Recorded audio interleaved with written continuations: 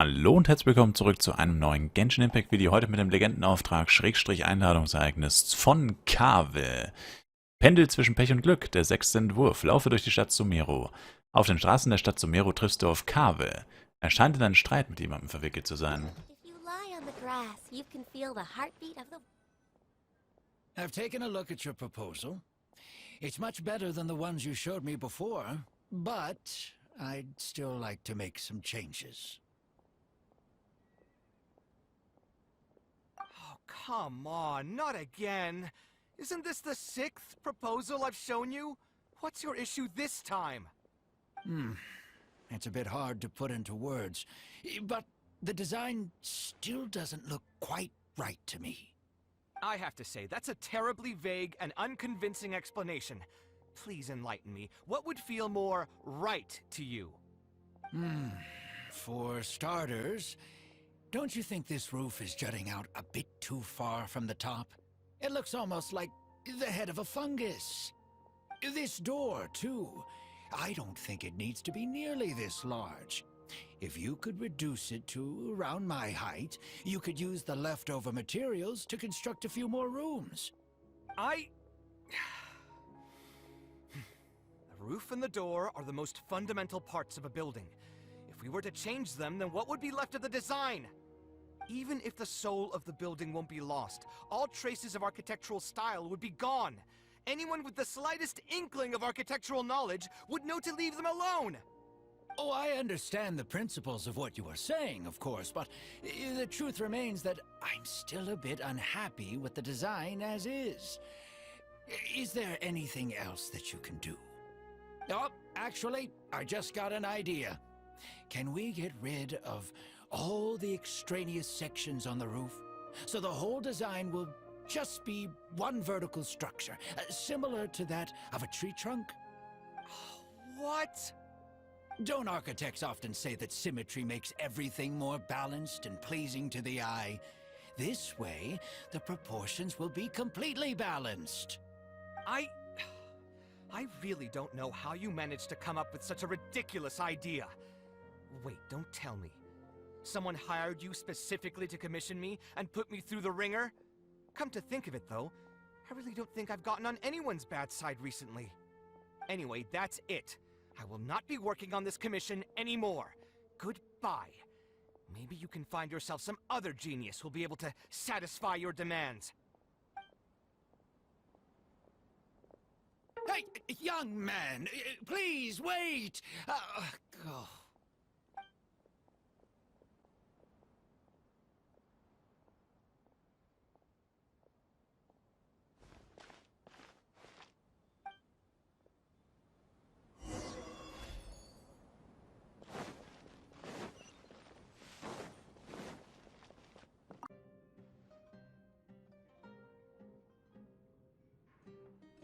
Taking this commission was truly the worst decision ever.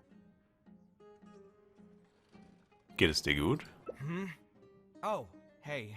I wasn't expecting to run into you here. Actually, while we're on that, what are you doing here at the tavern? Don't listen to anyone who says that drinking is an elegant pastime. It's no good for your health.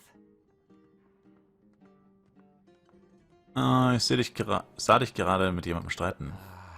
So you saw that, did you? Ugh, I thought I was in the clear.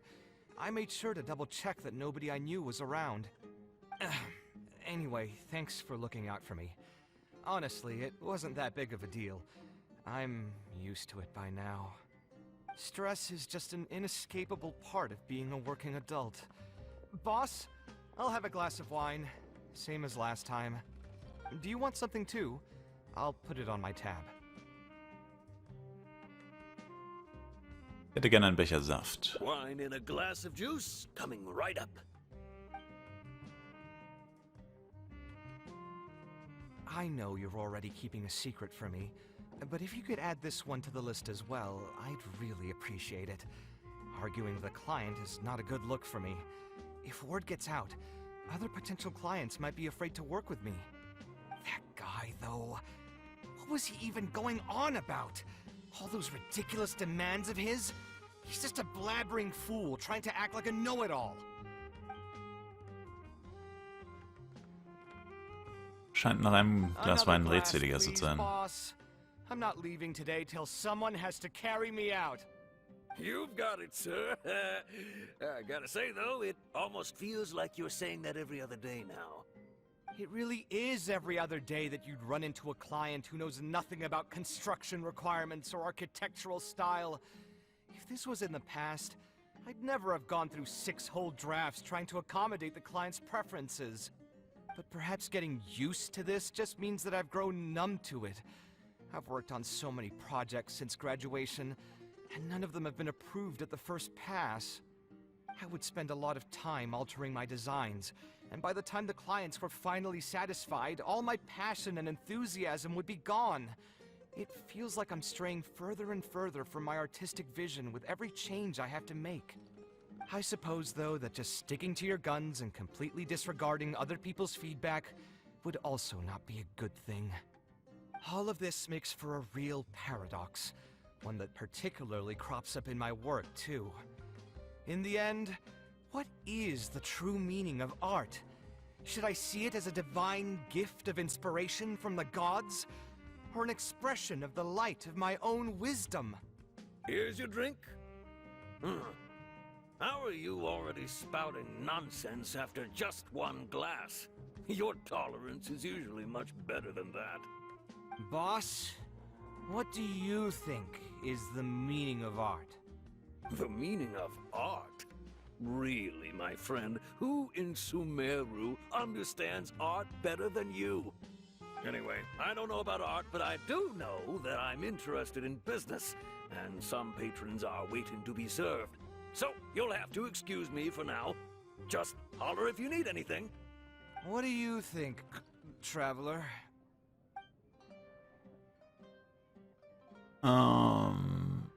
Dass das die breite Masse anspricht? Yes, art shouldn't be self-indulgent entertainment saved for the elite. Let's say that I built a house for someone. If they don't like how it looks, then no matter how brilliant it may appear to me, they won't be happy with it. The problem is that it can be very difficult to get validated by others. I could compromise my personal standards to accommodate my clients, but often that just means creating a final product that I would struggle to look at.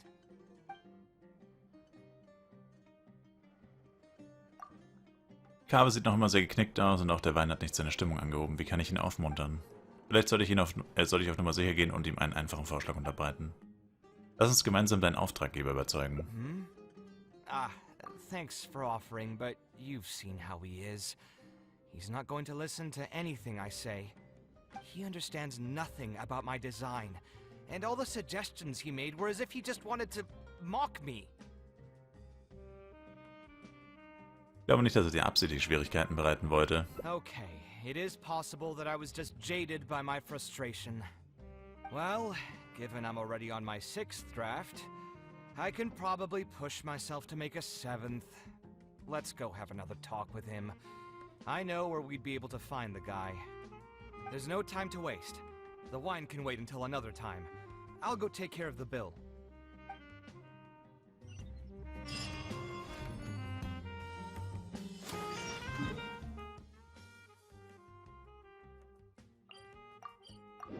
Kaveh, what are you doing here? I've changed my mind. I was overreacting earlier. Can we try discussing the project some more? My apologies as well. Now that I think about it, some of my requests were indeed a bit unreasonable. If I choose you to create the design for my project, I should have a bit more faith in your vision. Thank you for understanding. Mutual trust is the basis for good communication. Now that we've got that out of the way, I think we can have a more productive conversation. To be perfectly honest, your commission request has been the most peculiar one I've ever received. Even now, I still know nothing about the building's intended purpose. All I know is that you want to build something in the desert for public use. I am aware that overly specific requests will restrain the architect's artistic freedom. However, knowing nothing about the intended purpose of the building also means I have no idea if I'm on the right track. I've produced several draft proposals for you to choose from, and you've rejected every single one. If we don't get on the same page, it could be a decade before we can finally break ground on this project. Yes, I've given this some thought already. I think we can go with the general direction of the latest proposal that you just showed me. It's just... Just what? Putting the building design aside, can we get some less expensive materials for the floor tiles? Yeah, I know someone in the business, and the red bricks he sells can go for pretty cheap. The timber here as well. We should be able to find some substitutes. Please give me a moment. My head's starting to hurt again. Just please hold on for a second. So, let me get this straight. You want to reduce the cost of the project, right? But if we implement your suggestions, then I'm afraid we have to scrap the entire design. Architectural design cannot be neatly split into discrete parts. Any change to one part of the design will affect the quality of the whole thing. I decided to utilize high-end timber for this section because the weight-bearing structure requires the supporting materials to be durable and strong. Same with the tiles. Switch them out and the entire mural will have to be redesigned. More importantly, if we make such a change, both its practical functionality and aesthetic value will take a great hit. If all you need is a building with a roof that can keep people dry in the rain, you shouldn't have commissioned me. Many architects would be able to build you one of those while charging far less in commission fees. Actually, Please tell me, are you absolutely sure that there's no room for any changes in this draft of the design? I think the most important thing for me is to understand what you would actually like to get. If you could tell me more about your vision, I might be able to work with the design some more. You are the client, after all. You should have the final say on how the project turns out. I want to build something unique. Something quiet and warm inside. A refuge that can block out the world outside. I want all who enter this building to be able to temporarily forget everything that's going on outside of the building and just focus on their task at hand. That's a bit more information than last time, but it's still extremely vague. To put it another way, every rich person who wants to build a mansion for themselves would request something like this. We've gone through many proposals, and this draft is already the cheapest one. Cutting costs by substituting building materials will not only detract from the overall effect of the building, it also won't save you much more in the grand scheme of things. Thank you for giving it so much thought. Please, give me some more time to mull over the budget. I'll get back to you once I've figured out a solution. I still have a few business meetings that I must attend, so I'm afraid I'll have to leave for now. You can just leave the proposal as is. I'll get in touch once I've given it some more thought.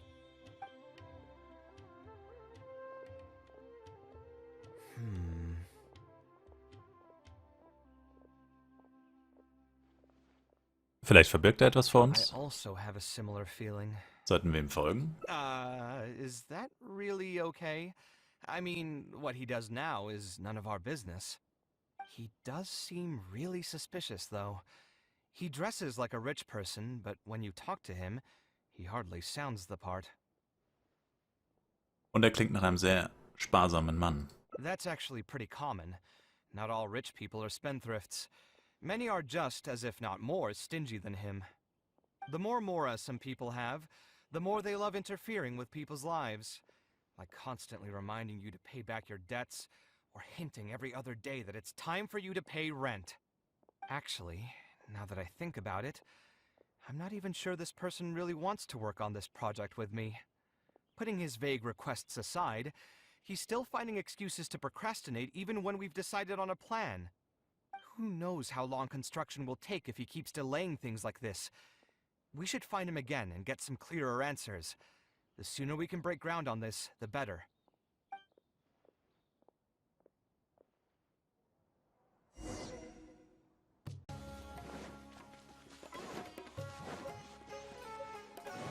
Huh?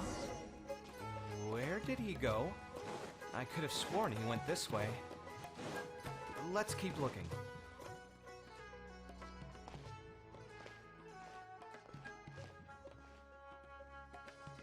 Hey, look!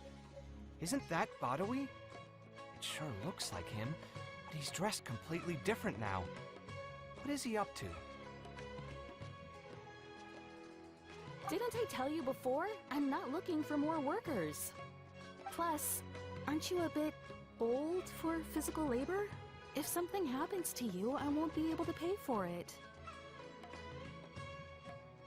Oh, you won't have to worry about that. I grew up as an eremite mercenary and worked in the desert my entire life. My body's still in great shape. I don't have many talents, but I still have my muscle. If you need someone to unload goods or drive away sumpter beasts, I'm your man. You used to be an eremite mercenary? I know there are a lot of bad apples in our ranks, but most are just trying to make a living. We're not that greedy by nature, and we'll do our best when given a job. Let me think. I'm sorry, but I still can't take you in. I don't have any open positions right now, and don't have the Mora for anything more. How about this? Why don't you try your luck somewhere else? Okay. He used to be a member of the Eremites? Huh. From the way he was dressed, I would have thought he was a merchant from the rainforest. Let's ask him about it.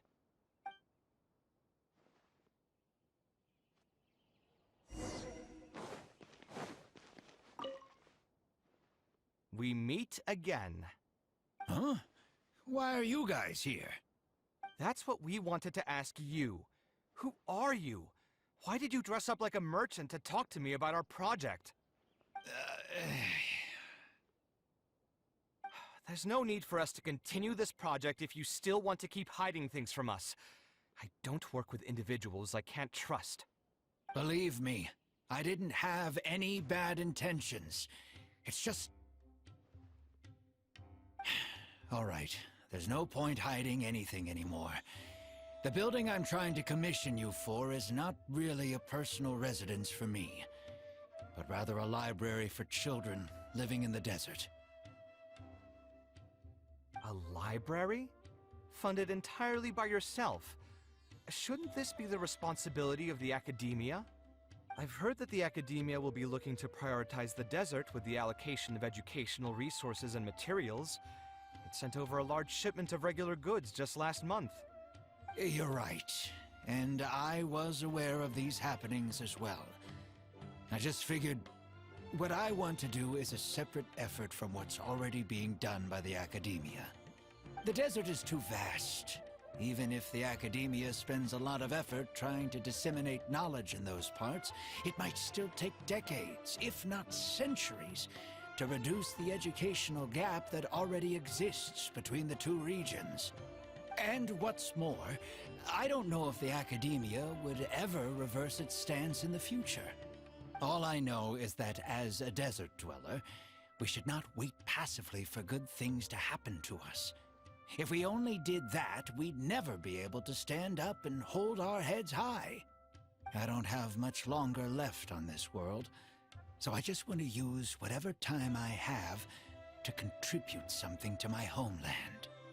Warum hast du uns wegen dieser Sache angelogen? I didn't want you to know that I came from the desert. I've lived in the desert my entire life, and there wasn't anyone here that I could trust. I figured I needed as much safety as I could get. To the point that you even disguised your identity? That's certainly taking playing it safe to the next level. Hold on. Don't tell me you've also been scammed before. When I first came to Sumeru City, I brought a lot of Mora, hoping to find an architect that I could work with. Someone agreed to take on the project, and even took a sum of Mora from me, but then disappeared without a trace. After that, I heard that there are a lot of untrustworthy people in this business. Some would run as soon as they've been paid, while others would deliberately use expensive materials and take a cut of the construction funding. I spent a while collecting information in the city, and eventually learned that you're the most famous architect in all of Sumeru. I figured that you wouldn't need to make Mora by scamming people, so I decided to reach out to you. By the way, how did you know I was scammed? I don't think I've ever mentioned that to anybody. Just a hunch. A while ago, I accepted an offer to work on a project in the desert, and was also scammed out of a large sum of Mora. I ran into someone who was living in a pretty run-down house. I noticed a load-bearing wall on the verge of collapse, and suggested that I build a new house for him. He said that he had no way to pay for it, so I loaned him some of my own Mora, and told him to get some stone and timber from the local vendors. Soon after that, I found out that he had gone gambling with all the money, and lost everything, down to the last coin. And after that, he even borrowed Mora from me twice more, using a different excuse each time. I didn't even suspect him of any wrongdoing until he hired a group of mercenaries and tried to ambush me in his own house. According to him, I looked like an easy target because I was an academia scholar who didn't have any family or friends in the desert.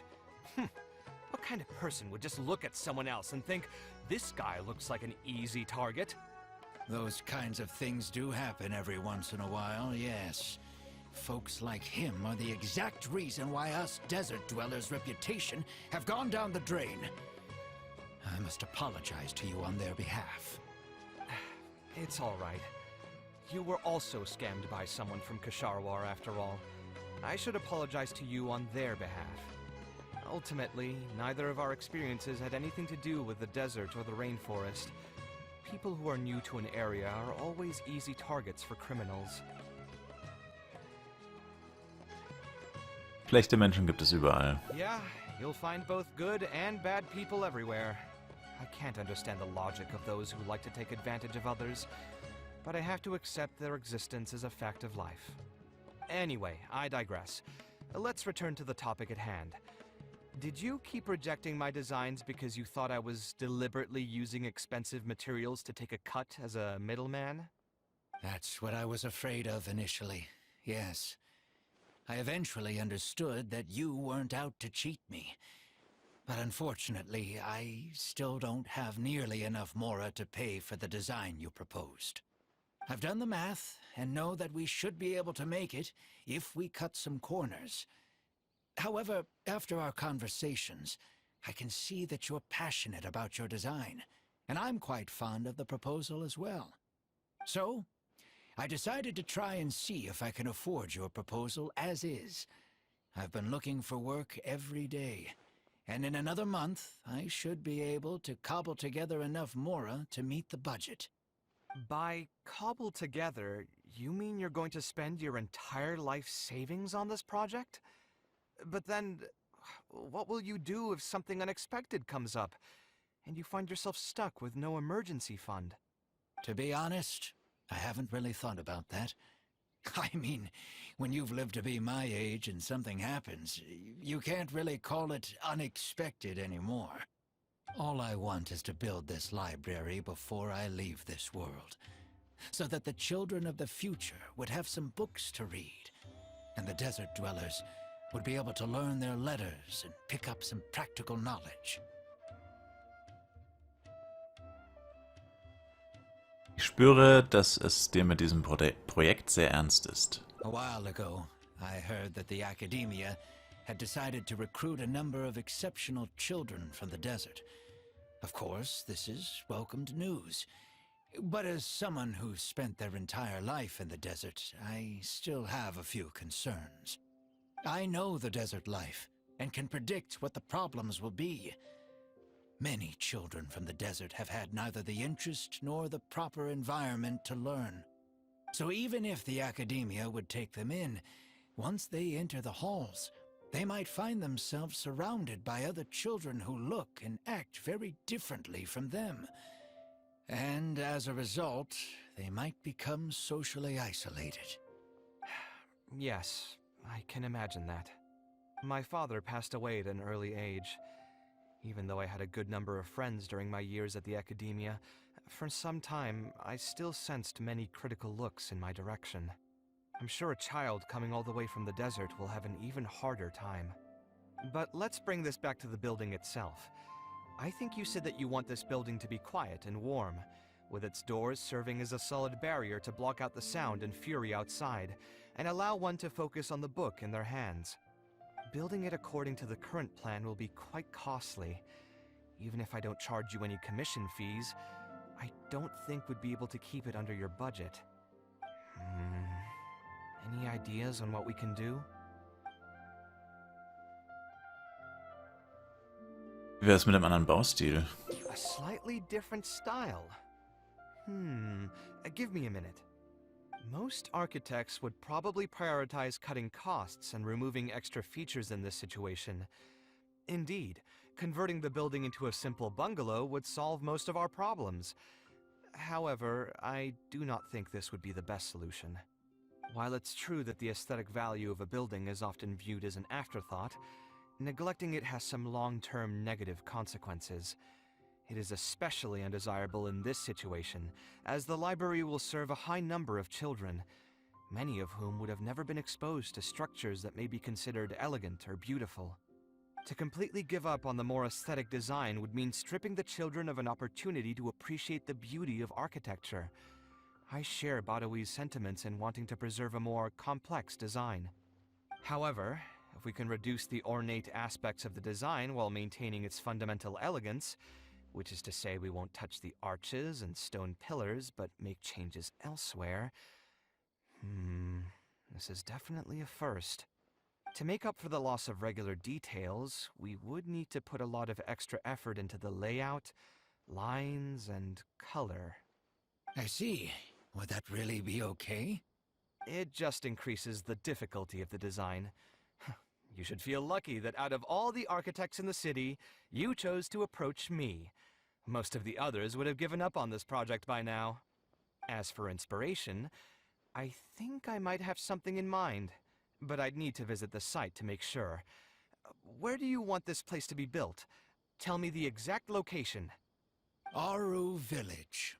Although it wasn't my childhood home, I think it'll be the best site for such a building. Okay, then we can pay a visit to Aru Village. Is there something I can do for you? I've already caused you a lot of trouble before, and now you're revising the design again because of me. Which draft are we even on now? It's making me feel terribly guilty. Let me think. You said you used to be an Eremite mercenary, right? In that case, you could help us clear out some monsters that are blocking the way to Aru Village. We want to keep the roads clear, and reduce the loss of materials during transport to a minimum. If everything goes well, that'll help us save some Mora. All right, just leave it to me. If there's anything I'm good at, it's clearing out monsters. What are you waiting for then? Let's pack up and get ready to go.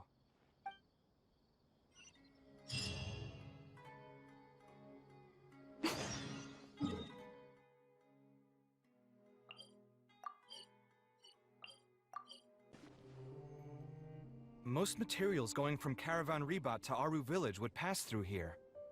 There are a lot of monsters out here today. If you find it hard to keep up, just let us know. Oh, don't worry about me. This is nothing. I'll be careful, though, and you should do the same.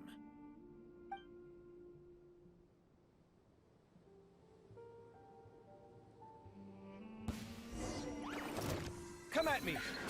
Emerge, right here. Everyone okay? No touching. Rest and rebuild. Right now.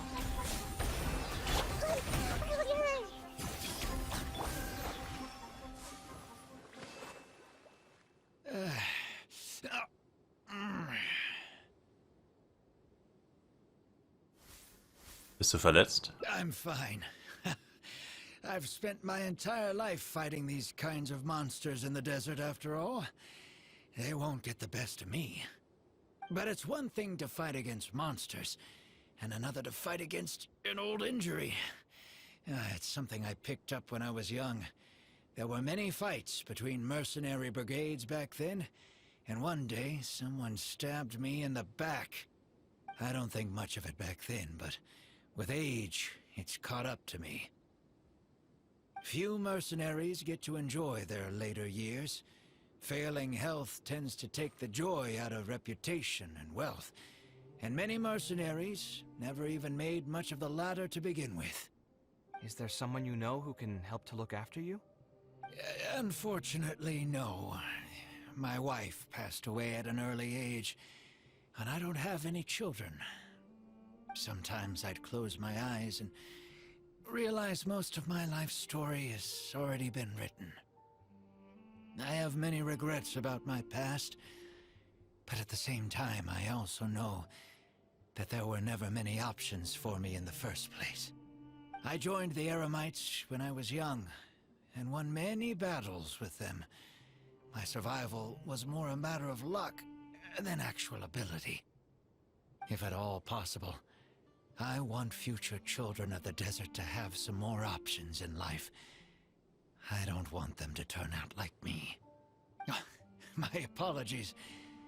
The older we get, the more we tend to ramble. Seems like we've already cleared out most of the monsters.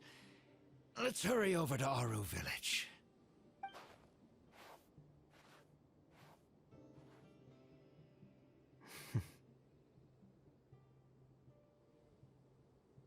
Was geht dir durch den Kopf? I think it's really admirable of him to spend his whole life savings on people he's never met. Maybe he's doing this out of natural kindness, a kindness that hasn't been eroded away by the struggles of his life. Das klingt doch nach dir. Perhaps. To clarify, though, I don't think I'm quite the same. Some people call me an idealist. I do have some sentiments of that general persuasion, such as wanting everyone to be able to lead a happy life. But my situation is more complex than that. In the beginning, what drove me to harbor those thoughts was less idealism and more a desire to make up for a sense of guilt. When I was young, I impulsively encouraged my father to take part in the first Inter-Darshan Championship, hosted by the Academia. He set off confidently hoping to win something for me, but failed to clinch the title. What's more, he fell into depression after the competition, and requested to join an investigative research project in the desert. I never saw him again. Word has it that he got caught in quicksand. Even if other factors may have contributed to his death, the fundamental cause still circles back to me. I started doing many things in life because I wanted to make amends. Even in cases where I couldn't do something for a specific person, I still did whatever I could. I think I just wanted to make myself feel a little better. Und jetzt? At this point, even I don't know. I've tried self-reflection, but it didn't help. I can't seem to walk away from many things that I see or hear about, even if they don't directly concern me. And I can't quite pinpoint the source of it. Maybe it's just like what those Vahumana scholars often say. It's hard for people to truly understand themselves. I could be doing things out of endless guilt, or I could be doing them out of a strong sense of empathy. It could even just be a matter of conceit. The potential motivations could number in the dozens, but the actions they result in are the same. Anyway, I suppose I don't really mind being called an idealist. They also use that term to describe my father. It seemed to carry fewer connotations back when he was around. I've known Al-Haytham for many years now, and discussed my ideology with him for nearly as long. Maybe argued is a better word for it. He told me a long time ago that no matter how strong of a swimmer you may be, you'll still get dragged under by the others who are drowning once you run out of stamina. He believes this is the fate that awaits all idealists. I still believe I should live by my ideals, and I've given him countless reasons why I think it's a good idea to do so. Perhaps my ideals are flawed, but are there really any perfect things in this world? Unfortunately, he remains unconvinced. His personality is the exact opposite of my own. If someone happens to drown next to him, he'll most likely stand on the shore and mumble something along the lines of respecting other people's fates. But as you can see, I'm not the only idealist in the world. Just as there are different seasons, there are also different people. There are many others who will continue to care about the fates of those who are not directly related to them. And when I finally run out of stamina, someone will also reach out and bring me back to shore. Someone will help me, right? Yes, I've already been helped like that before.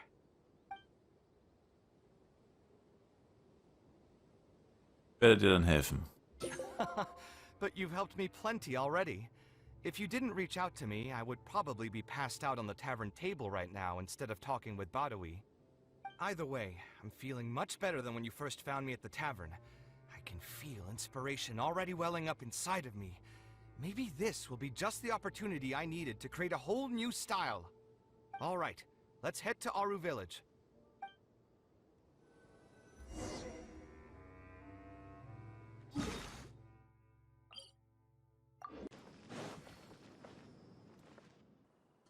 Now that we're here, it's my partner's time to shine. Marak!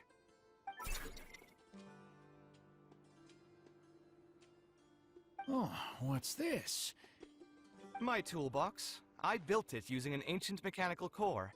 It's not too smart, but it's super useful and can help me with a variety of tasks. I'll take Marak and find a suitable location for the building. Once that is done, I'll get to work on a few designs. Traveler?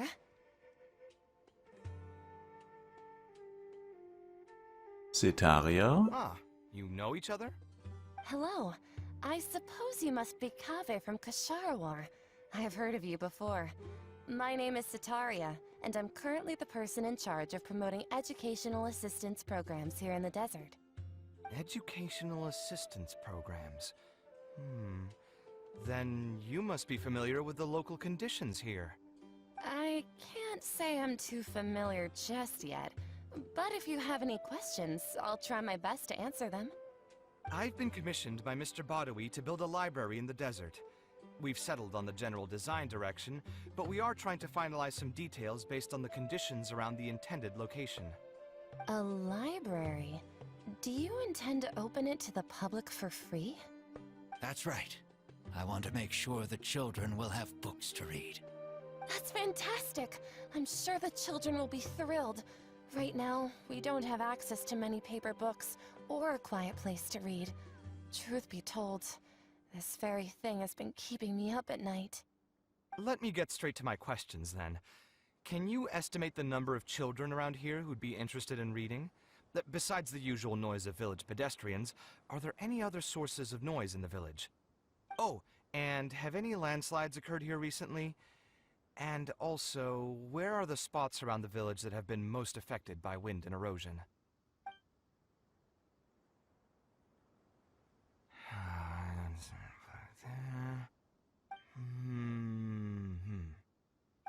All right, that should be everything. Badawi, let's go over the budget again. We'll keep the building structure the same, but make the place a little bigger, so it'll be able to hold more people and get better natural light. The parts of the project that cost the most will be the insulation and ventilation materials. I'm sure you understand, no one likes to read in a place that's hot and stuffy. I want to make significant changes to the arrangement of the bookshelves, tables, and chairs. I'll go over the specifics of that shortly. I have two plans in mind. Both are pretty minimalist in style, but will provide a very different ambiance from the world outside. Our final cost should be around 70% of the last figure I quoted. The whole thing should take around half a year to complete. Marak has produced a sketch for all of you to see. If everyone's okay with it, then we'll proceed with that as the formal plan. Hast du so schnell einen neuen Entwurf gezeichnet? The inspiration just came to me naturally. All I did was put thoughts to paper. I must give you credit, though. If it weren't for your advice and suggestions, I probably wouldn't have landed on this new style so quickly. According to the traditions of my profession, I should probably name this style after you. Let's call it the Traveler style. In the meantime, let's look forward to the day when this building is completed and can finally open its doors.